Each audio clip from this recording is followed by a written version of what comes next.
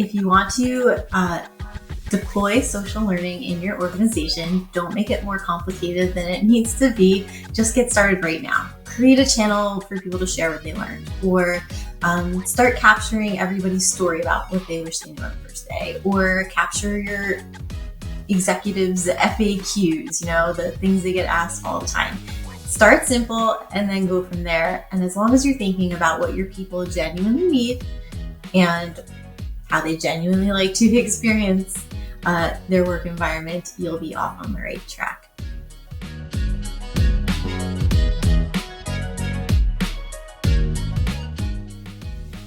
Good morning, good evening, good afternoon, wherever you are and wherever you're watching from. My name is Matt Pierce, host of the Visual Lounge, where we talk about using images and video in the workplace. Today, we're going to be talking about a concept that we call social learning. If that's a term you haven't heard before, you're in luck. We're going to talk about that. But if it is a term, we're going to talk about how you can apply video to that. And we've got a great guest to help me to do that. So let's go ahead and dive into introducing her. Nicole Papaioannou is a rebel academic turned L&D strategist and founder of Your Instructional Designer. With a knack for social learning and digital strategy, Nicole ventured from teaching college writing to shaping personalized corporate learning experiences. From managing learning design to embracing entrepreneurship, she's partnered with Fortune 100 firms and solopreneurs across aviation, medical, fashion, and more. Nicole's expertise drives tangible outcomes like fewer incidents, boosted sales, and engaged employees, all grounded in her mission to create meaningful learning experiences for clients and their teams. With that said, please help me welcome Nicole to the Visual Lounge. Hey, Nicole. Hi, Matt. Thank you for the lovely introduction. I feel like really boosted my ego for the day. You deserve it because it's a fantastic bio, and there's even stuff I left out just to keep it concise. But really, really excited to have you here. So let's go ahead and dive in, because in your bio it actually talks a little bit about your kind of your path to working with instructional design. So let's start there. How did you get started and involved with instructional design? Sure. It was a bit of a backwards chain. I actually had never heard of instructional design before I started doing instructional design. I was an adjunct professor. I taught writing courses at 3 universities in the New York City metro area, and I was a writing center consultant. So I spent a lot of time teaching people how to write, designing faculty development, designing courses for my own students, and giving feedback and all of that. And being an adjunct isn't exactly a lucrative career, and I was nearing the end of my 30s and looking for something that would be a little bit more financially stable. And so I went out in pursuit of a new career, and I thought I'd end up in marketing or technical writing or something. And I saw this amazing post for instructional designer, and it was a Hollywood video production company that had essentially bought this sophisticated adaptive learning platform, and they had no L&D team, but they needed people to come in and help them create amazing experiences for their clients. So I applied for the job. It turned out to be a great fit. I moved from New Jersey to Hollywood and started off my career as an ID. Wow. That's a big jump, right? Because although writing and instructional design, there's a lot of overlap, but I mean, New York to Hollywood, that's a big jump. There's a lot there. That's cool. I love that. So they told me my clothes gave it away too. They're like, "Oh, we're waiting for you to become California, because right now you're still to New York." Well, then I am to Michigan, because that's, I was wearing a sweatshirt earlier and now a t-shirt and shorts. So it is what it is. We won't judge you for that. So I'm curious, as you've gone through this transition, obviously learning to write is critical. When I think of social learning, I'm not thinking, writer is someone who's going to think a lot about social learning. So I'm curious, because we're going to talk about it later, but what defines success for you when you think about social learning? What's the critical point there? There are a few. So first and foremost, making learning that matters. That's my mission, my company's mission. And so we're looking for what is a meaningful expression of having learned something. And one is that you remember and can apply it in other contexts beyond the learning experience. So social learning enables that, because you're learning about something from multiple perspectives. You're discussing it, which is creating opportunities for mixed practice and spaced repetition. And so that's one thing, right? You're looking at the learning just as you would in any learning experience. Did people learn what they need to learn? Are they doing what they need to do with that learning? But then there's other things, and I can't say that these are things I've coined myself. In our research on social learning, these are some of the things that have come up. But idea generation is a big one. So we believed intuitively that social learning would equal collaboration and collaboration equals innovation. But when we look at it, it's true. So how many ideas are coming to your organization as a result of bringing people together through learning? Another one you might look at is how many people feel they have someone at work they can go to. One of the biggest indicators of, whether people stick around or not is whether they feel like they belong and whether they feel like they have growth opportunities. So when you start to create bonds between employees or bonds between people in a cohort experience, whatever that is, then you start to see those outcomes that may not be one-to-one learning, but that are really important for an organization to thrive. Yeah. So I love that, right? Like you're thinking beyond kind of the input or the output, but you're thinking about those connections, the network. So I like that. And we'll get more into social learning in just a few minutes because somebody might be saying, but yeah, Matt, I still don't know what that is though. So we'll get there. But before we do that though, we always like to ask our guests early on, is there a tip that you could give us about using images or video in the workplace? Oh, sure. Video is so important, and I'm obviously totally biased because my first foray into ID was working at a company where we had amazing video people. But video can be a social learning tool. You can use it to capture or scale the one-to-one that you could have learning from another human being in ways that you can't do if someone's just talking to you over your shoulder.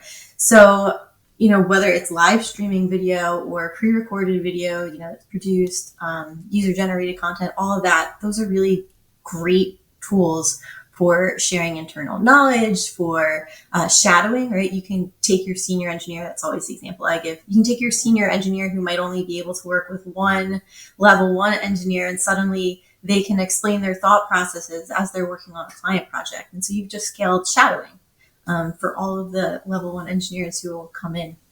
And so my tip is maybe just start recording. Think about what's important to your organization and get it on film. Well, we're big fans of getting started and just trying to, make your first bad recording, right? And get your engineers or whoever to do that. So I love that because I do think there is really an opportunity, and I think it's more prevalent now than ever, given things that's happened in the world. It's been a few crazy years, and video has kind of finally, I think, come into its own where, I talked to a lot of people prior to 2020 and everyone would be like, oh, let's not do video. And now it's kind of like, well, standard workplaces that you're going to spend some time in a Zoom meeting or something similar, and you're going to be on camera, and hopefully we're getting over it. I think there's still a lot of some trepidation, but it makes it a little bit easier to capture some of those things that you're talking about, whether it's an engineer or, business partner or somebody who's doing good work that can mentor the others. So I love that. Yeah, and I'll just plug, and I haven't been asked to do this, but Camtasia has been one of my standard toolkit items for a very long time because of that. It's probably the first tool I paid for myself. Articulate awesome. came later. Well, thank you. And yeah, we never ask our guests to do that pitch, but we always love it when they do. We love it. Well, thank you. And we hope that's what others see. And, we're hopefully empowering some of this. So let's take a step back though, because I do think, we've talked already a little bit about social learning. We've talked a little bit about video, but I can imagine someone's listening and saying, what really is social learning? Now we heard a little bit the word mentoring, so I can see some of that. Give us a scope and kind of a definition for you, Nicole. What is social learning really look like? And I imagine there's good social learning. There's stuff that's kind of bad, crappy, not great. But for you, like if you had to define it for a potential client, what would you tell them?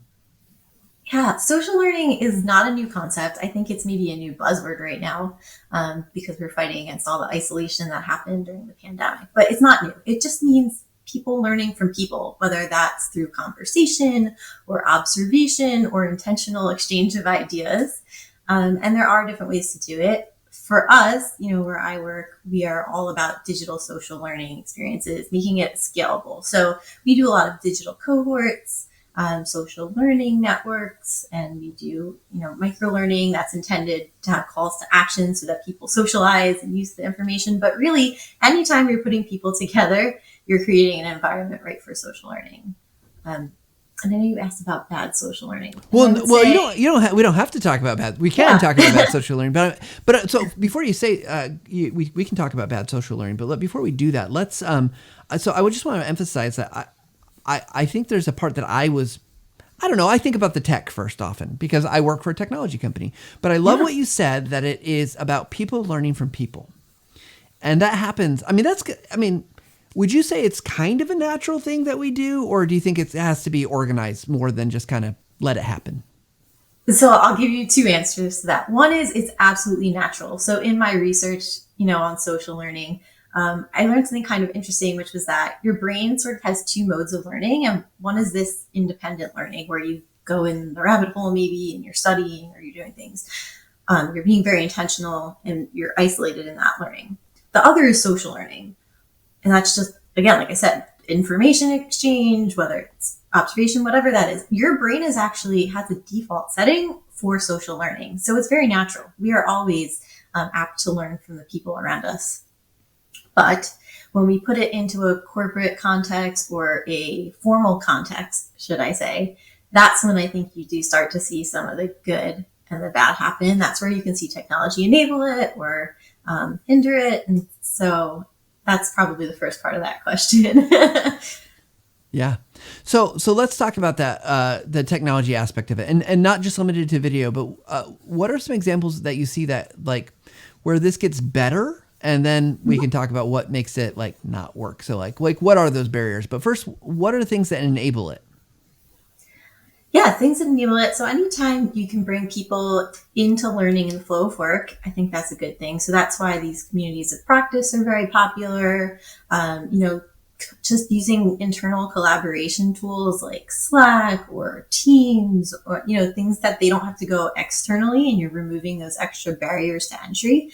And that can make it very easy to have social learning experiences. I mean, you can throw things on Loom or you can have Zoom conferences, anything that enables people to share ideas with other people. And that's kind of one subset. And then the more asynchronous would be if you have internal wikis or knowledge bases that people can update, file sharing, things like that. Those all enable social learning experiences, I would say.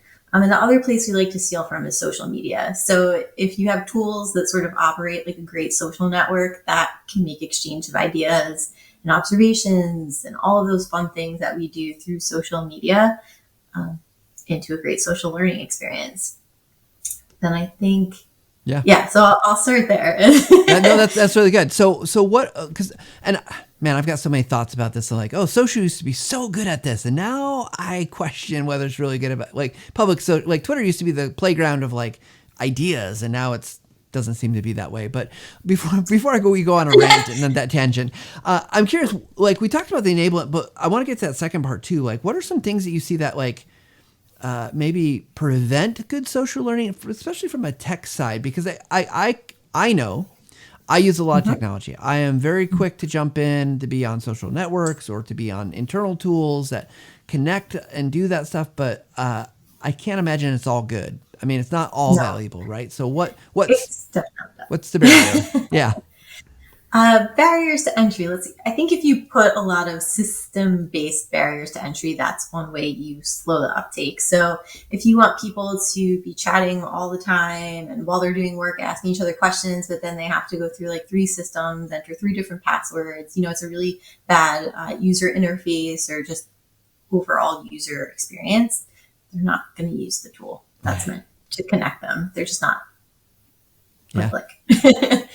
I think the other piece is usually not embedded in the technology, but more about how the technology is used. So if people feel like the technology is surveillance for leadership, or that they might get in trouble for saying things in a human way rather than an on-brand way, then they're not going to use the tools. They're not going to socialize. So those are just, the 2 big ones. Yeah. So I can see those, and I see why that would probably be a hindrance, right? Like you don't want people, Big Brother's watching me and I don't want to be watched, so I'm not going to share. So I'm curious, Nicole, from your experience, what are some of the, like, have you seen any really creative ways that social learning has been implemented, and like, what might those look like? Yeah, so I'll give a shout out to someone who's not us first, and then I'll bring back. But I think David Linder over at Sublime Media is doing some really interesting things with Microsoft. I got a chance to see his work at the Social Learning Conference hosted by the Learning Guild last year or earlier this year. And it's a very organic, cohort-based experience. So we're all about that. But I liked, the small things he did. Like he threw some funny anime cats on the backgrounds to get people to turn on their cameras. I'm sorry, without saying turn on your camera. You picked your avatar, everybody knew what team you were on, kind of deal.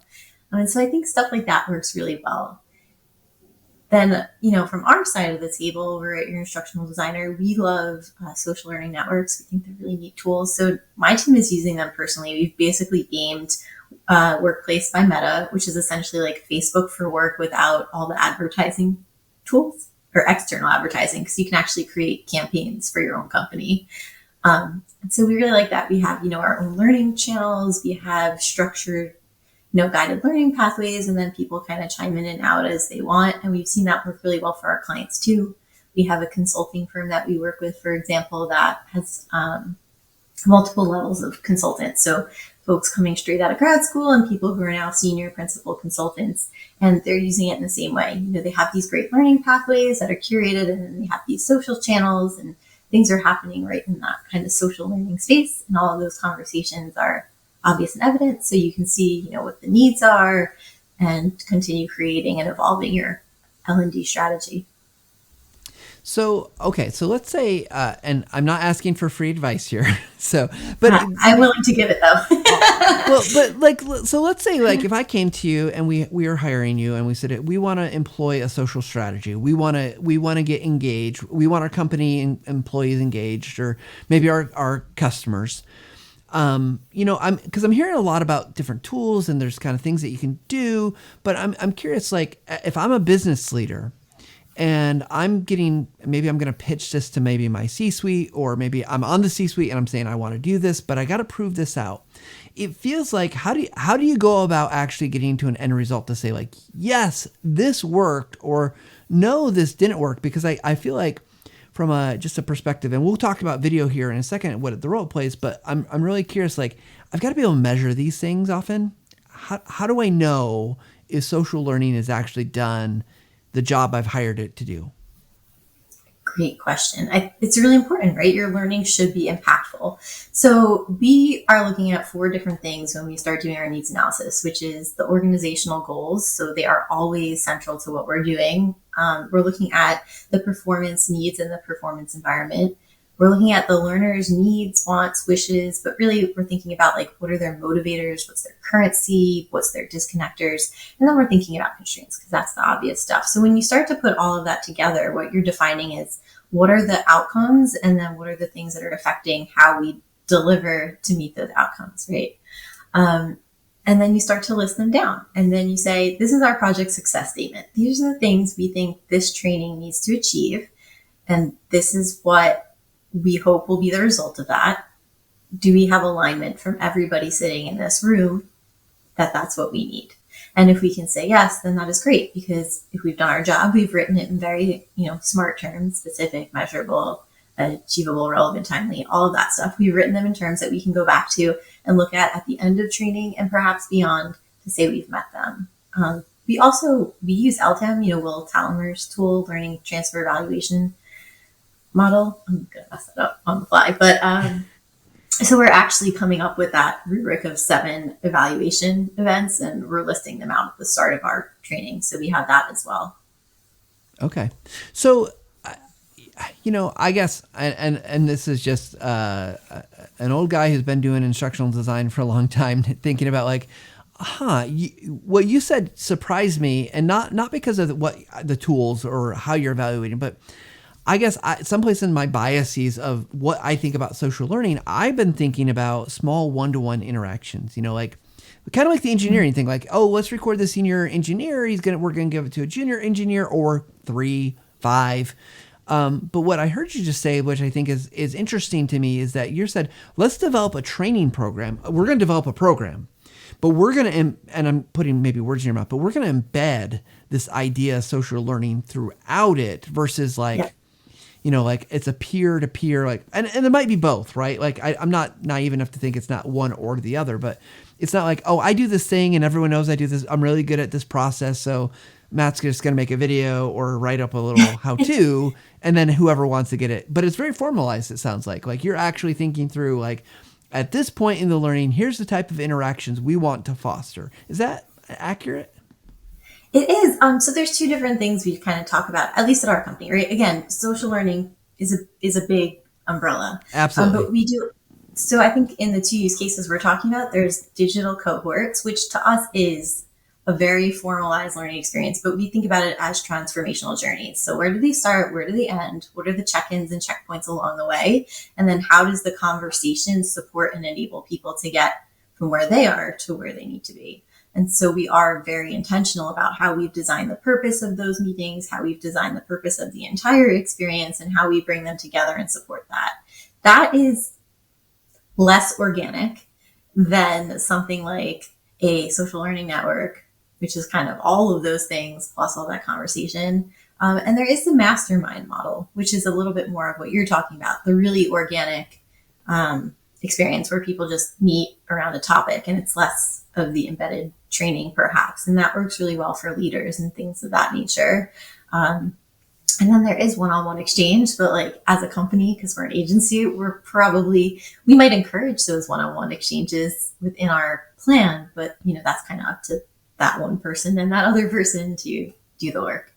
Yeah, absolutely.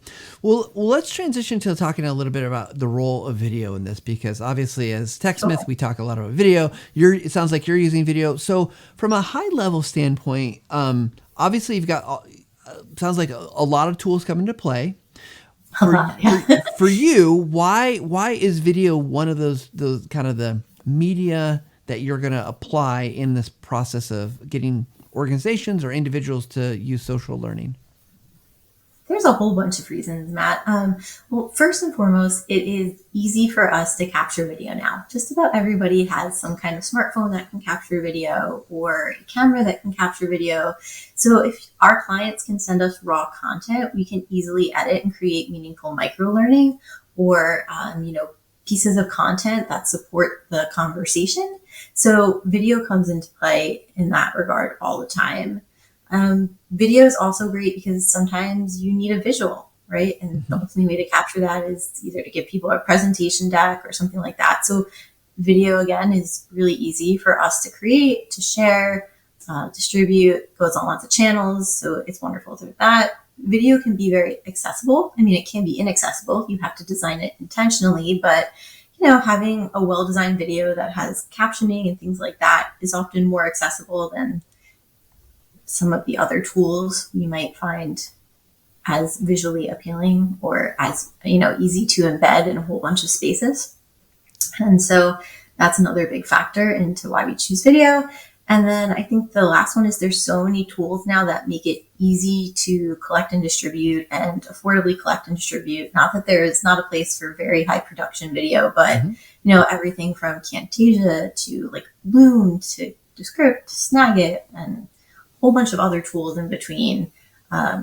It's just very easy to put together good quality video if you're intentional about the design again. So it's such an important tool. Like we couldn't capture and share the information we do without it. Yeah, for sure. And I totally agree with you. There's so many great tools out there. We're partial to a few on this podcast, but we'll keep that for another time. I'm curious from a kind of, and I know every video you probably work with is going to be slightly different in purpose, in scope, and inputs, things like that. But when you're thinking about these videos that you're going to, you mentioned getting some footage from clients or just using your smartphone or just capturing with your screen. For you, is there like structural things that you think about that need to be part of that video to make it effective for social learning? And I'm not talking about like, oh, you need to edit it. It's got to always be edited. But like, like what makes a social video effective at being a social video versus just, oh, it's a video, it's a learning video. Are there elements or pieces that you say like, yeah, we typically do X, Y, or Z or include these types of things, not knowing what those might be? Yeah.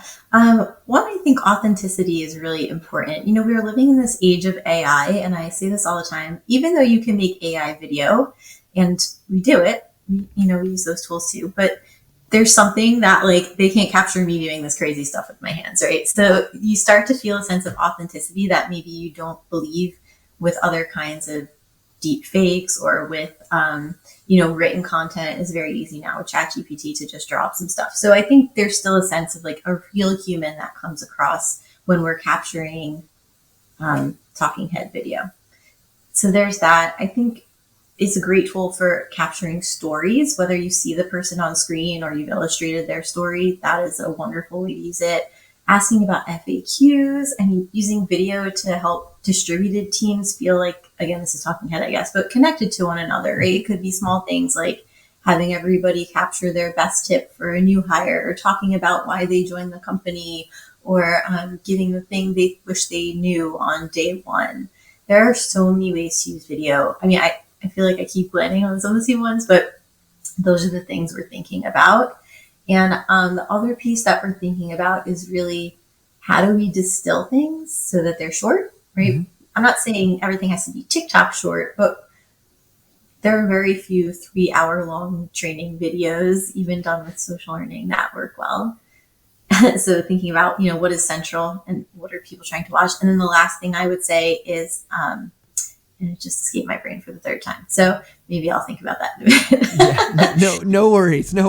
Well, you're right. To your point about the 3 hour, like think about the last 3-hour piece of media you've looked at. And I mean, it has to be really good, right? We're talking like Hollywood, story driven, and even then, how many of those you feel like, oh, when is this going to end kind of thing, right? Yeah. So, and I do love the authenticity, right? There is something about this the human nature that we're not replicating anytime soon. My guess is, I can't predict the future, but with AI or even just when we're writing in such a way, and I mean writing for scripts or whatever, that just comes across dry. Like, I think people want to connect with who you are, or who your person on camera is. They don't, or they might just know, like, we know Nicole is an expert at social learning. So I hear her voice, I see her face, I know, oh yeah, I can trust Nicole about social learning or whatever it might be.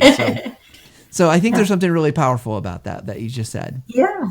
I did think of the last one, which was like just the simple framework, right? You want that hook. You want to make your point, and we like to use schemas. So maybe it's alphabetical order, maybe it's big idea to small idea, maybe it's some kind of mental model. And then like your call to action, I think that's the one that gets missed all the time. So are you inviting people to respond socially? Are you asking them to try something? That can really help to create those conversations that you want to happen beyond the video piece. Awesome. So we're going to get close here to jumping into our speed round, but I want to ask, so we've talked about a lot of different things with video and social learning kind of in general. What have we missed talking about today that is probably essential for this conversation for someone maybe who's new to the topic or just starting to explore this topic or has heard of it, but maybe they're not doing it, or who knows, maybe they're experts that just want another kind of piece of advice. What would you say what have we missed today so far? I don't know that we missed anything too big, but I would definitely add that if you have somebody who you feel like is doing a really effective job of creating a community, and so that might be your favorite brand or your favorite social media influencer or something else, maybe it's a physical community, that's a great model for social learning. We may not want to employ exactly what they're doing in our space, but what can you steal from them? Is there a way that they're positioning their brand? Is there a way that they've made their voice? Is there a way they're curating resources? Is there a way that they're using the tools that is working really well for people in the group? Is there a way they're asking for feedback? Those are all questions you can ask. So I'd encourage you to do that homework and think about who your favorite community builder or brand builder is. Yeah. Well, we are fans of that principle. I've been quoting this from Steve Jobs for a long time. And I think actually he took it from Picasso, the artist, was that, good artists copy, great artists steal. And, you know, Yes. like, I mean, to the point though, we are not into theft of intellectual property, but there's so many good ideas out there that people are talking about that I think we can borrow from that are so important because there's so much going on. So I love that idea. Like, and it's about getting started, I think as well, right? Borrow, learn from, try it, because that's how you'll see if Yeah. it works. So, well, And if you awesome. do it, I'm going to give you your social call to action, which is share it with Matt and let him know which one you picked and why. Yes, absolutely. Leave it in the comments below or wherever you are so we can, on Twitter or LinkedIn, wherever, because we'd love to hear. What did you borrow? All right, Nicole, we're going to jump into our speed round. For those who are uninitiated to the speed round, these are meant to be quick answers to questions that we determine by the roll of a die. So let's go ahead and dive in. Okay, so let's go ahead over to our dice cam. We got the dice tower up. We're going to remove that number 2 there. We're going to roll the die. 12 questions. We don't know which one it's going to be, so here we go. Oh, it is a 12, which is, you know, Nicole, I'll tell you, it is not often rolled. 12 has been asked like 2, maybe 3 times. So, okay, so this question is, what's the one tool that is your go-to that helps you get your job done on a regular basis? This could be software, could be physical gear, could be anything. So any one tool that you go to get your job done. Oh man, this is going to sound like a cop out, but Microsoft Word. No, that's good. That's good. Okay, I why? mean, literally, if I had nothing at my disposal, I could build full experiences with Microsoft Word. I'm a writer by nature, obviously, so I'm constantly just dumping information into Word documents and using the style tools, to, you know, and links and things like that to help me sort through information. And then that's the basis for almost everything we do, right? We write the storyboard, we write the script, we write the curriculum map or whatever. It all starts with Word, so I probably couldn't do my job without it. I think that is an admirable answer because it's honest. And I think so often we are so down on things like that, right? Like, but you're right. It is essential. It becomes a critical piece. And I love that. Now, I do have to ask though, can you get Word to format your bullets and your images without major issues? Have you figured that out? And can you teach me? I can teach you. I Okay. think I have. I feel like every time I'm in there, it's like trying to auto adjust something, and I'm like, oh gosh, please stop. Yeah, I get way too into setting the style templates. Okay. And I think that helps, but I won't say it's perfect. Every once in a while, you do get a glitch in the system, and yeah, That's good. But I love I love the answer. So, all right, let's go on to our next question. Here we go. Die is rolling. Oh, we're on other end of the spectrum. So Yeah. let's pull up that number 1. And this question is, where do you turn for inspiration? So when you're feeling maybe drained or you're looking for new ideas, like where do you go to get inspired? User experience designers. So they just use it between like the research side of the thing and like how they embrace all behavioral science and all that, or just like how they're actually designing user interfaces and things to meet up with the experience that they understand they need to create. There's a lot of really cool stuff there. Yeah. UX, I'll tell you, UX people at TechSmith are brilliant and they do awesome work. So I love that. Good answer. All right. Well, let's go to one more here. We'll get rid of that number 1. Last one. Let's see what it's going to be. And that is, you can tell it's a 9 because the line is. Oh, okay. I thought it was a 6 for a minute, and I was like, "What are the odds?" Okay, we're 9. It's 9. That would have been pretty impressive, though. That would have been pretty cool. Although I think I kind of asked this question already, so I've kind of, it was a fear I had when I asked you, is there anything we missed? But I'll ask anyway because the dice have spoken. Is there a question you wish I would have asked you? And it doesn't have to be about social learning. It could be about anything. Any question you wish I would have asked you. These are the hard questions. Think of one. Yeah, I feel like I just messed up on my job interview. Should you ask me that you didn't? You know, Can't think of one. I'm sure there's 20, but I asked you that kind of that question, and you answered it pretty well in terms of already. So we'll give you a pass on this one because I think it's in this case it's my fault. I shouldn't have asked the last question. I knew this was a possibility, and I thought 1 in 12 shot, right? No big deal. You did not fail the job interview.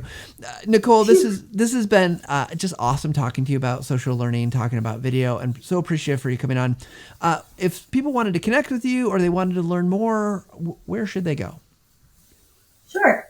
So I'm the founder of Your Instructional Designer, and basically I live on all of our social channels. So, yourinstructionaldesigner.com, LinkedIn/Your Instructional Designer, Instagram/Your Instructional Designer. That's where you'll find me hanging out most days, or if you just look for me personally on LinkedIn, it's a little harder if you can spell my last name. It would be /Nicole Papaioannou PhD. Right there. All right. So definitely everybody go check out Nicole's stuff. Go find her, connect with her.